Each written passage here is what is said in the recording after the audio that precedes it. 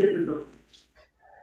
21st August 2017, in the same month, MHRD writes to NCT under Section 29 of the NCT Act, directing the following relaxations. If for a minute I can just read out Section 29 of the Act, because that is relevant. That's where all of this starts, Manoj.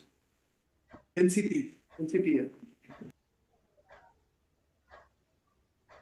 नहीं, NCT, National, वो शायद इसके अंदर होगा, check NCT है. No, NCT, the National Qualification. I'll just hand this up.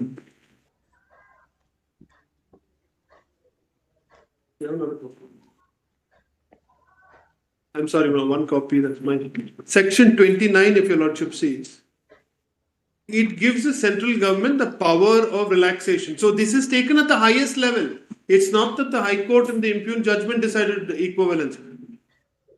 The relaxations that were directed in exercise of this power by the council shall, in the discharge of its functions and duties, yes, under this act, be bound by such directions on questions of policy as the central government may give in writing to it from time to time. Correct. The decision of the central government as to whether a question is one of policy or not shall be final. Fine, correct. So on policy decisions, therefore, Section 29 is the central government's power to give those directions, and the NCT doesn't have the option of saying, no, this is not binding on me. NCT has to follow suit. Now, this takes place on 21st August 2017. Now, we have a convenience compilation given your lordship, which shows what they've done under the Section 29, the same month, which is at page 53, Manoj, of the convenience compilation. Second convenience compilation.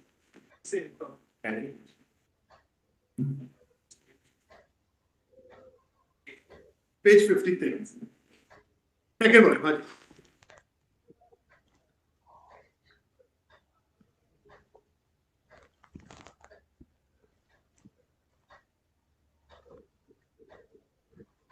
Yes. This is your lordship, page 53. This is regarding training of untrained in-service elementary teachers in these schools. An amendment to Section 23(2) to extend the period for such training to 31st March 19 has been passed by Parliament. Your lordship will see this. Where are you reading? Page 53. Page 53. The first paragraph. This is 21st August 17 letter, Manoj. Yes. This is regarding training. Yes, regarding training of untrained in-service elementary teachers in government schools, etc. An amendment to Section 23(2) to extend the period for such training to 31st March has been passed by Parliament. Please note the date, this is 21st August 17. So therefore, 2 years are not available now. It's only till 31st March 19. In this regard, it has been decided that NIOS will be the singular organization responsible for conducting the online DLED program through the Swayam portal, etc. The tentative number of in-service untrained teachers at elementary level is 11 lakh. That include teachers working in government, government-aided and private unaided schools. However, the actual number may change. NIOS will be completing all academic activities related to above training by 31st March 2019. This is for the same DLED to get that qualification. To ensure the above training through NIOS, NCT is directed to provide following relaxations under 29 of the NCT Act, which your lordship just saw. So this is the government's direction. Teachers who do not fulfill the minimum eligibility requirement for taking admission in DLED program, 50% class 12, will have to join NIOS and reappear for class 12 exam to achieve minimum qualification. NCT shall allow such teachers to take provisional admission in DLED program of NIOS, subject to them acquiring 50% marks in class 12 before completing the DLED program of NIOS. This would facilitate such teachers to pursue both courses concurrently. This is important, Manoj, concurrently. The DLED course will be from 3rd October 17 to 31st March 19. This is the DLED course. The duration of the course will be for 18 months. As the DLED program is of 2-year duration, NCTE shall allow subsuming of 6 months internship period within the duration of the proposed online course through the Swayam portal, as all the teachers are in service and are already teaching. So therefore, all the teachers are in service.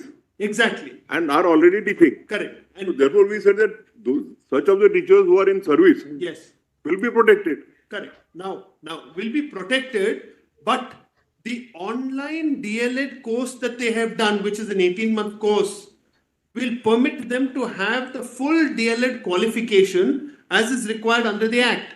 So the minute I finish this online course, my lord, which includes the 6-month internship period in it, therefore 18 plus 6 is effectively 24 months, effectively that, I have the full DLED qualification as is required by the NCTE for the purposes of the RTE itself. So for the purpose of 23, I have to have the qualifications with the NCTE will lay down. NCTE says for DLED you need to have a DLED 2-year course. That's what NCTE says. Now the ministry gives a direction saying your 24-month course cannot inure to the benefit of teachers who are in service who don't have 24 months available to them by 31st March 2019, which is why this sentence is important, if I may read that. As the DLED program is of 2-year duration, NCTE shall allow subsuming of 6 months internship. So while I do the 18 months, I will also be in 6 months of that, also doing the internship alongside because I'm in service. I hope I'm making myself clear. I don't want to repeat myself unnecessarily. The idea is that 18... No, the question that is Yes. Is whether this qualification Yes. has been made as a special provision only for those teachers who are already in service, or would also be a qualification for future. It cannot be a qualification for anybody who's not in service. It cannot. So that is what we have held. No. So if I The Uttarakhand High Court had held that this 18 years diploma is equivalent to 24 months, and therefore they could apply for the assistant teachers post available in the state of Uttarakhand. But your lordships have reversed that part of equivalence, saying that the court could not have deemed equivalence. These two courses are not equivalent, is your lordship's finding. So therefore, the effect of that is... are you a person who is already in service? Yes, we're all in service. But they are already protected. No, so I'll explain what the problem is. Let me clarify.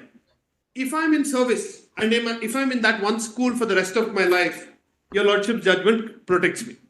But if I want to go to another school and that school asks me, where is your DLED? I show this. That school now, using your lordship's judgment, will say, no, you don't have the 24-month DLED qualification which is required because the Supreme Court has reversed the Uttarakhand High Court's finding of equivalence.